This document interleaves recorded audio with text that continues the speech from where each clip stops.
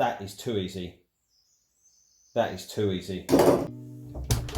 Eurolocks, we've all seen them. It might surprise you just how much they charge to change these.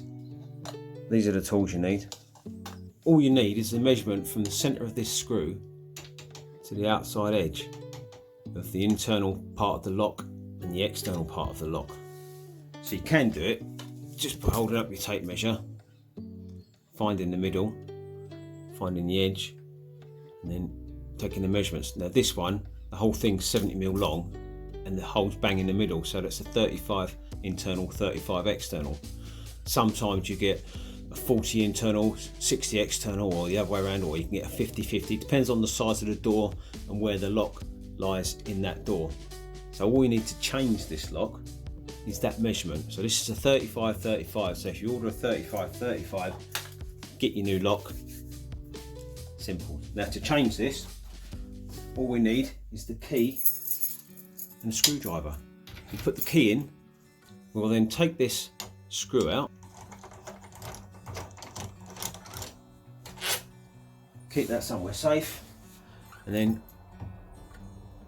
just wiggle the lock. There you go. And what we're doing when we're wiggling it is this how this lock works. When you turn it, that bar comes up and operates the lock mechanism. And you turn it like that, you see. So obviously with the key out, that won't let the lock out. So you just put it in, turn it. That's now flush with that. We can slide this in and out that way. Measure the lock. So this one is, see, it's a 35mm. The whole thing's 70mm long and it's 35 internal, 35 external. So that's the standard Eurolock. So if we was to replace that, we want a 35-35 bog standard lock. It won't cost you an awful lot. They are rubbish. I'll show you why. I've got this old lock. It's brass. No one's going to want to use a brass lock anymore. I'm going to sacrifice this and try snapping it.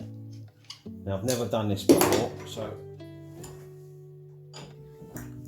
and it's not in the door, so it may be that it does this, but however, the basic tools you're going to be using, a pair of roll grips and a screwdriver.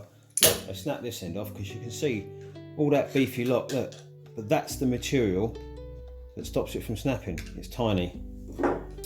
So here it goes. First for me, I've got a horrible feeling it's bent. I'm going to end up with my knuckles on that. Put it on there, tight.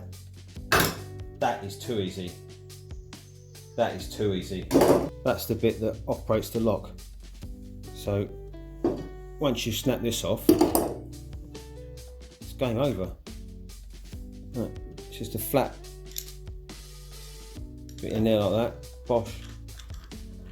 Obviously this is going to be held together by the lock still, so it's not going to flap all over the place, but I mean that's it, that's door open.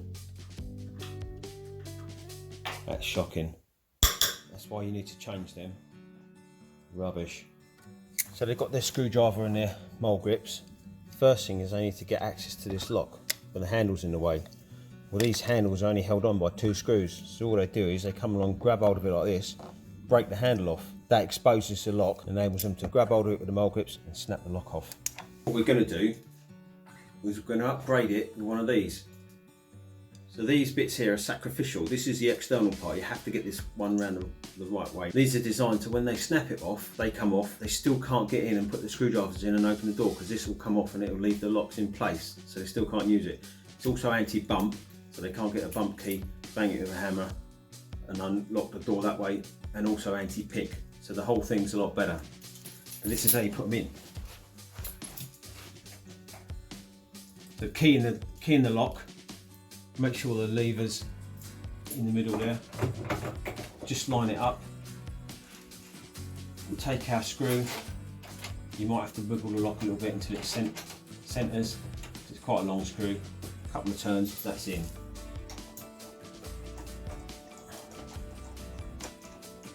Do the screw up. Check it, obviously. That's locked. Unlocked. job done.